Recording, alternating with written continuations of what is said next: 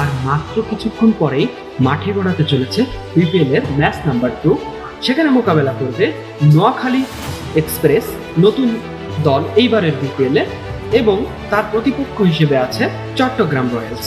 দুই দলই কিন্তু অসাধারণ শক্তিশালী দল এবং দুই দলেই কিন্তু খুবই সুনামধন্য ক্রিকেটাররা রয়েছে। আমরা জানি খুব দ্রুততার সাথেই আমার অ্যানালাইসিসটা করব এবং আমার পাওয়ার অফ প্রেডিকশনটা আপনাদের সাথে জানাবো, কারণ খুব বেশি সময় কিন্তু আর নেই। আমরা জানি নোয়াখালী এক্সপ্রেসের ক্যাপ্টেন হচ্ছেন জাকির আলী, তিনি কিন্তু ক্যাপ্টেন এবং উইকেট কিপারের দায়িত্বে থাকবেন।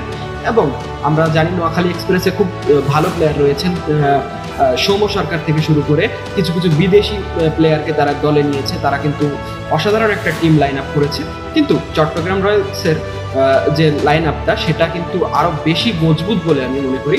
তারা মোহাম্মদ নাইম শেখকে কিনতে গিয়ে 1,10,00,000 টাকা খরচ করেছে, এটা ঠিকই, কিন্তু অলরাউন্ডার সেকশনে তারা কিন্তু অসাধারণ প্লেয়ারদের দলে ভিড়িয়েছে।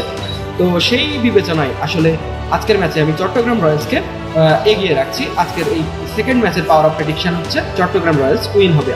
আমি কিছুক্ষণ আগে বিপিএল এর প্রথম ম্যাচের যে পাওয়ার অফ প্রেডিকশন দিয়েছিলাম রাজশাহী ওয়ারিয়ার্স উইন হবে, সেটি কিন্তু ঠিক ছিল গাইস। তো আশা করছি এটাও হবে, আপনারা মিলিয়ে দেখতে পারেন। আমি খুব বেশি অ্যানালাইসিস করলাম না।